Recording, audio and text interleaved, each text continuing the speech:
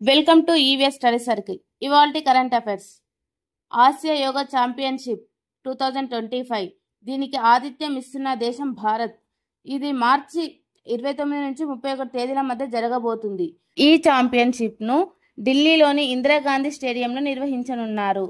ఇది కేంద్ర క్రీడా మంత్రిత్వ శాఖ వారి ఆధ్వర్యంలో, అలాగే యోగాసన భారత్ వారి ఆధ్వర్యంలో జరగబోతుంది. ఈ ఛాంపియన్షిప్ కి టోటల్ గా 16 జట్లు పాల్గొంటున్నాయి. అంతర్జాతీయ యోగా దినోత్సవం వచ్చేసి జూన్ 21. ఫస్ట్ మనం యోగా డే జరుపుకునేది ఎప్పుడంటే 2015 జూన్ 21 నుంచి మనం యోగా దినోత్సవాన్ని జరుపుకుంటున్నాం.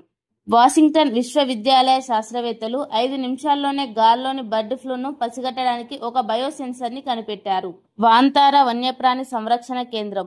ఇది గుజరాత్లోని జామ్నగర్లో ప్రధాని నరేంద్ర మోడీ ప్రారంభించారు.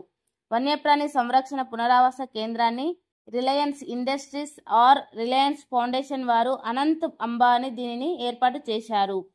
రాజ్యాంగంలోని పార్ట్ 4A అనేది ప్రాథమిక విధుల గురించి తెలుపుతుంది. రాజ్యాంగంలోని article 51A sub class G భారతదేశంలోని ప్రతి పౌరుడు నిర్వర్తించవలసిన విధులలో భాగంగా అడవులను, సరస్సులను, వన్యప్రాణులను సంరక్షించాలి అని article 51A sub class G తెలుపుతుంది. వన్యప్రాణుల మీద వచ్చిన చట్టం prevention of cruelty to animals act దీనిని 1960లో తీసుకొచ్చారు.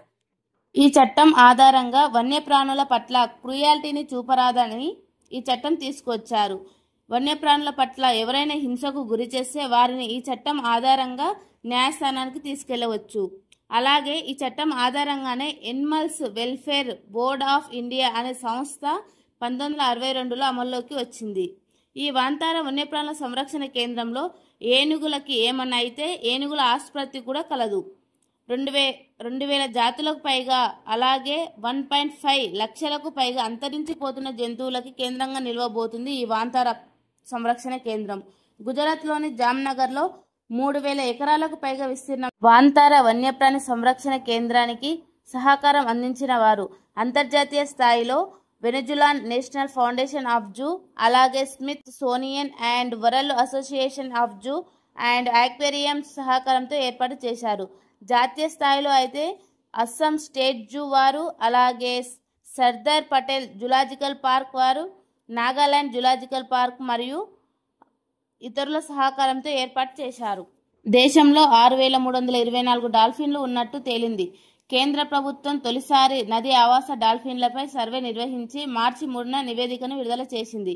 ప్రాజెక్టు డాల్ఫిన్లతో భాగంగా 8000 కిలోమీటర్ల పరిధిలో 2021 నుంచి 23 మధ్య కాలంలో ఈ గణాంకాలు సేకరించారు. ఈ డాల్ఫిన్లు గంగా, బ్రహ్మపుత్ర, సింధు నదులు మరియు వాటి ఉపనదుల పరివాహక ప్రాంతాల్లో ఉన్నాయని తేలింది. గంగా నది డాల్ఫిన్లకు ఎన్నో ప్రత్యేకతలుంటాయని, ఇవి గంగా, బ్రహ్మపుత్ర, మేఘన నది వ్యవస్థలు వాటి ఉపనదుల్లో భారత్, బంగ్లాదేశ్, నేపాల్, భూటాన్ దేశాల్లో కనిపిస్తాయని నివేదిక వెల్లడించింది. ఈ సర్వే చేసింది MOEFCC అండ్ WII. అయితే అత్యధిక డాల్ఫిన్లు గల రాష్ట్రం వచ్చేసి యూపీ, అతి తక్కువ డాల్ఫిన్లు గల రాష్ట్రం వచ్చేసి పంజాబ్.